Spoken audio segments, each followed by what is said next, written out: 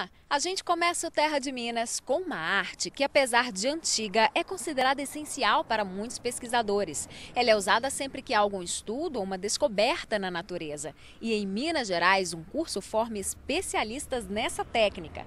É a ilustração científica.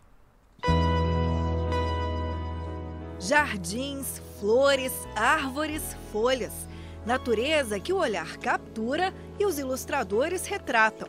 Ao ar livre, tranquilidade suficiente para colocar no papel detalhes de uma flora rica em espécies. É em ambientes como este que Rosa encontra o material necessário para fazer ilustrações científicas.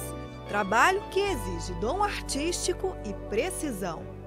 Então a gente está aqui no Museu de História Natural da UFMG. Melhor lugar para falar sobre esse assunto não há, não é, verdade. Rosa? Aqui é um lugar muito aprazível, inclusive, para fazer desenhos. Né? E vocês vêm a campo para fazer as ilustrações? Sim, o trabalho de campo é fundamental para a pesquisa. Uma vez que se faz anotações, olhando a planta de pertinho, ou o bicho, se for o caso, e poder se familiarizar com aquela espécie que você vai finalizar depois no ateliê. A ilustração científica nada mais é que a comunicação visual da ciência. Isso é da Renascença para cá, porque as ciências na Renascença que começaram a constituir ciências modernas e a ilustração acompanhou essa evolução. Rosa conta que essa antiga arte contribui com pesquisas e está presente em livros didáticos e revistas científicas. A designer Lilian se matriculou no curso e conta que apurou o olhar. Eu sempre tive muito interesse pela ilustração científica mesmo, principalmente a ilustração botânica.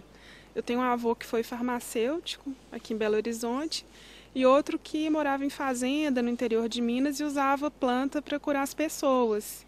E eu herdei esses livros.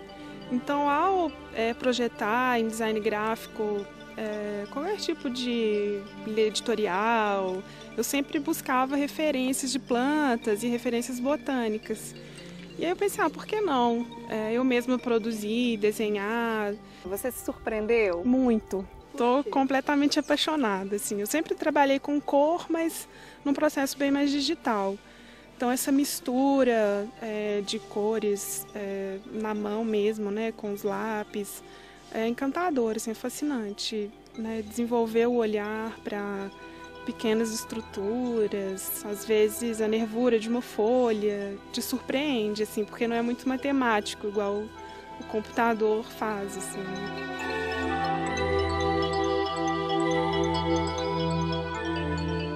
Nós separamos vários desenhos e que foram feitos em diversas técnicas, porque a ilustração científica tem inúmeras técnicas, não é, Rosa?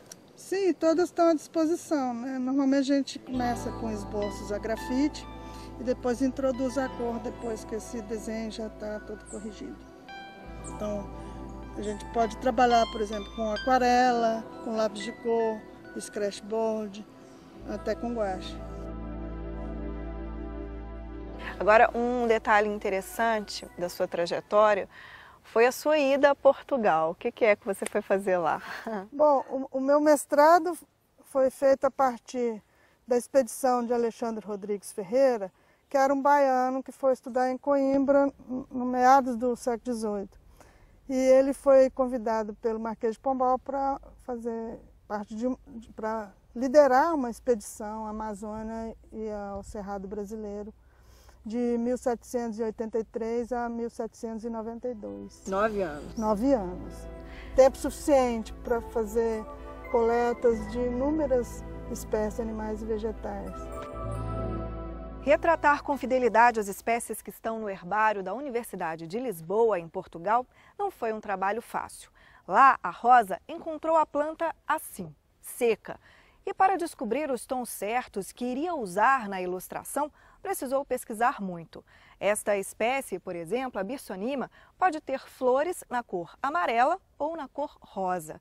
Mas a ilustradora descobriu que de onde esta planta veio, o Cerrado do Mato Grosso, lá, olha, o mais comum é a Birsonima assim, com flores amarelas.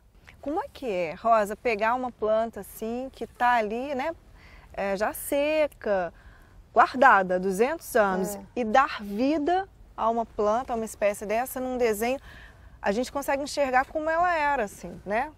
Eu precisei fazer maquetes para mostrar a arquitetura da planta.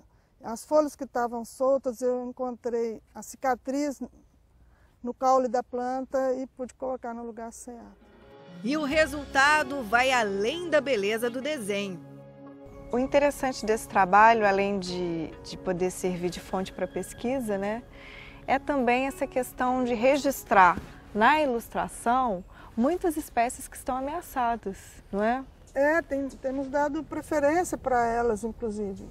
Somente os desenhos descritivos, porque são espécies que, se vier a se extinguir mesmo, vai sobrar só o desenho. Então, esse desenho tem que dar um depoimento muito correto e preciso daquela espécie, que passa a ser a referência.